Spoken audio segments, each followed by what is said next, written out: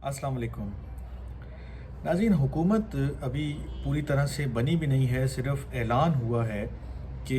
ये पार्टियां यानी कि पाकिस्तान मुस्लिम लीग नून और पाकिस्तान पीपल्स पार्टी, मुत्तहिदा कौमी मूवमेंट और चंद दीगर पार्टीज़ जिनमें आईपीपी भी शामिल है और बाप भी मुमकिन तौर पे उसमें शामिल हो जाएगी, उन्होंने हुकूमत बनाने का ऐलान किया। असम्बली का इजलास अभी बुलाया जाना है, हलफ उठाए जाने हैं, वज़ीर आज़म का इंतखाब होना बाकी है।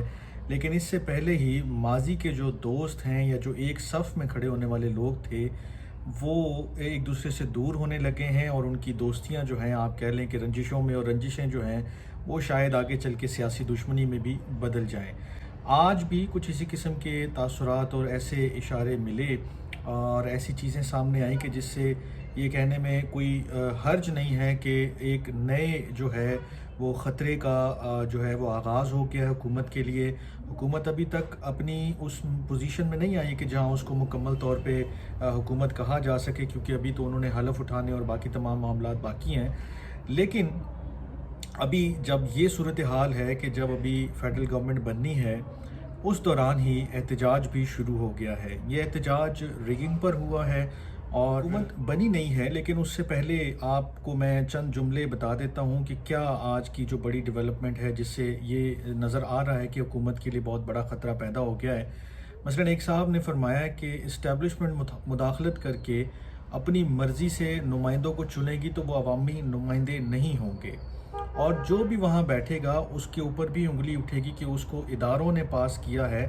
तो वो पार्लियामान में बैठा हुआ है। इसके साथ ही उन्होंने फरमाया कि मैं दावे से कहता हूँ कि पिछले 75 साल में इतनी धांधली नहीं होगी जितनी इस मर्तबा इस्टेब्लिशमेंट ने करवाई है। एक और जुमला जो बड़ा सख्त है और जो थंबनेल में भी मौजूद है कि वर्दियों से इज़्ज़त नहीं होती है, बेसिकली आपके किरदार से इज़्ज़त होती है। ये भी उन्हीं साहब ने फरमाया है। साथ ही उन्होंने इरशाद फरमाया कि पार्लियामान की मेंबरशिप के लिए किसी के बूट नहीं चाट सकते, और उन्होंने मज़ीद फरमाया कि क्या पार्लियामान की रुकनीत इतनी ही ज़रूरी है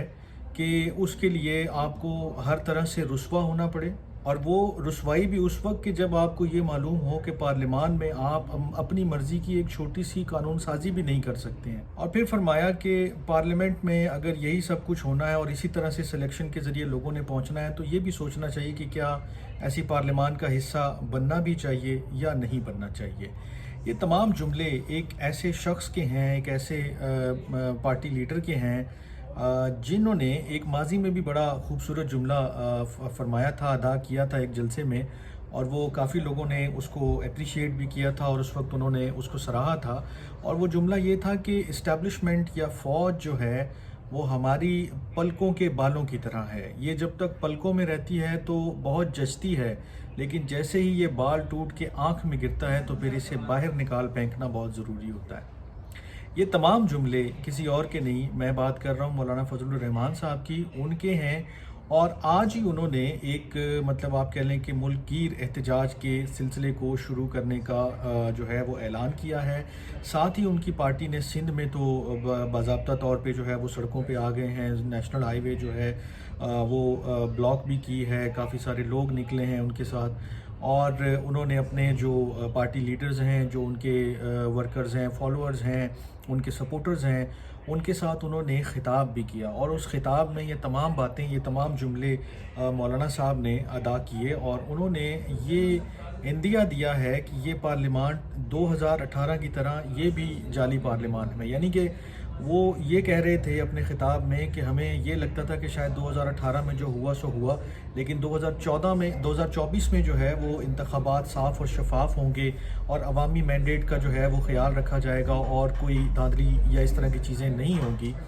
लेकिन बकौल उनके कि इस दफ़ा भी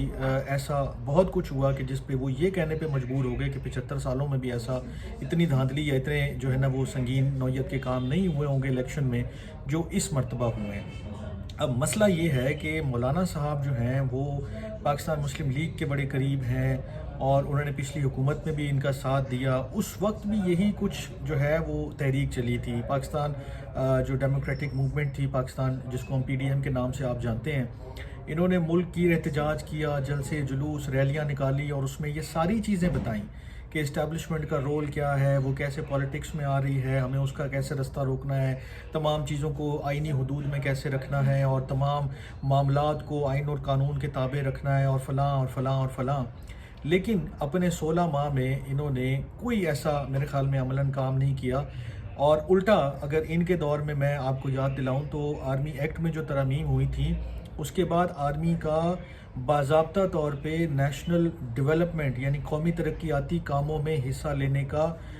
قانوناً اس کا اب جو ہے وہ جواز پیدا ہو گیا ہے۔ وہ لیجسلیشن کسی اور کے دور میں نہیں پاس ہوئی، انہی مولانا صاحب اور انہی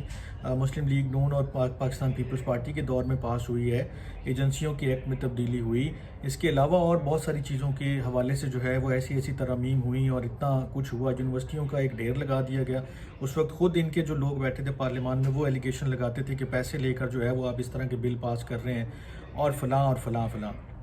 مسئلہ کیا ہے؟ مسئلہ یہ ہے کہ جب آپ 2018 میں آپ کو شکست ہوئی، آپ پارلیمان میں زیادہ سیٹیں نہیں لے سکے، آپ نے احتجاج شروع کر دیا، اس وقت پیپلز پارٹی بھی آپ کے ساتھ آ گئی، نون بھی آ گئی، پھر پیپلز پارٹی ایک حد تک پیچھے ہٹ گئی، لیکن آپ آگے بڑھے، آپ نے پھر عمران خان کی حکومت کو جب گرا دیا، اور اس سے پہلے ابھی آپ نے چند دن پہلے مولانا صاحب کا اعتراف بھی سنا ہوگا کہ اسٹیبلشمنٹ یعنی کہ اس وقت کے آرمی چیف اور جو ISI کے سربراہ تھے ان کے ساتھ ان کی ملاقاتوں کا بھی انہوں نے خود جو ہے وہ اعتراف کیا، اور بتایا کہ اس میں کس کس طرح چیزیں جو ہیں وہ بتائی جاتی تھیں کہ یہ کرنا ہے اور یہ نہیں کرنا، ایسے کریں یا ایسے نہ کریں۔ مسئلہ یہ کہ جب آپ خود اسٹیبلشمنٹ کے ساتھ بیٹھ کے یہ سارے معاملات کر رہے ہوتے ہیں، اس وقت تو آپ کو کچھ برا نہیں لگ رہا ہوتا، لیکن اب جیسے آپ کو اس مرتبہ شاید آپ کی توقع سے کم سیٹیں ملی ہیں، تو ایک مرتبہ پھر آپ نے انگلی اٹھانا شروع کر دی، ایک مرتبہ پھر آپ نے احتجاج کی کال دے دی، ایک مرتبہ پھر آپ سڑکوں پہ آ گئے، اور اس دفعہ فرق یہ ہے کہ پچھلی دفعہ آپ PTI کے اگینسٹ تھے، اس مرتبہ اپنے دوستوں کے اگینسٹ آپ کھڑے ہوں گے، اس مرتبہ آپ انہی لوگوں کے اگینسٹ کھڑے ہوں گے کہ جو یہی باتیں کر کے پچھلی دفعہ حکومت میں آئے، وہ اب حکومت میں بیٹھیں گے، اپنی وزارتیں انجوائے کریں گے، سارا کچھ کریں گے، آپ سڑکوں پہ ہوں گے، تو پھر وہ آپ سے میرے خیال میں اب دوسری طرح ہی نپٹیں گے جس طرح سے کبھی کوئی اور نپٹتا تھا۔ لیکن بات یہ ہے کہ یہ سلیکٹیو قسم کا ایک جو ہے وہ ریئیکشن، سلیکٹیو قسم کا ایک رسپانس، سلیکٹیو قسم کی ایک اپروچ، اس کے ساتھ اگر آپ چیزوں کو آگے لے کے بڑھیں گے تو کوئی فائدہ نہیں ہوگا۔ ابھی آپ کو اعتراض ہے، آپ لیگل فورمز پہ جائیں، آپ اپنی بات کو سنوائیں، آپ لیگل فورم سے رجوع کر کے جو بھی آپ کے پاس ثبوت ہے وہ پیش کریں، لیکن اگر آپ ہر مرتبہ صرف اس کے اوپر چلے جائیں گے کہ ہم عوامی احتجاج کے ذریعے ہی ہر حکومت کو ٹف ٹائم دیں گے، تو یہ میرے خیال ہے آگے معاملات کے بڑھنے کا کوئی صحیح طریقہ نہیں ہے۔ عوامی احتجاج ضرور کریں، آپ کا حق ہے، آپ کو اس سے کوئی روک نہیں رہا، لیکن لیگل فورم بھی تو اویل کریں۔ آپ نے ابھی 2-3 دن پہلے کی خبریں بھی دیکھ لیں تو یہاں تک بھی تاثر دیا جا رہا تھا خبروں میں کہ شاید JUIF جو ہے وہ اپنا حصہ لینے کے لیے اتنا زور لگا رہی ہے، شور کر رہی ہے اور اتنا ماحول بنا رہی ہے، اور جیسے ہی یہ حصہ مل جائے تو تمام چیزیں معتدل ہو جائیں گی، بالکل ٹھیک ہو جائیں گی۔ ایک مرتبہ پھر یہی تاثر ابھر رہا ہے کہ ابھی جو ہے وہ پارٹی اس طرح کے بیانات اینٹی اسٹیبلشمنٹ اور اس طرح کی چیزیں اسی لیے کر رہی ہے کہ شاید وہ جو ڈیو شیئر ہے اس پائے میں سے وہ ابھی تک نہیں پہنچا،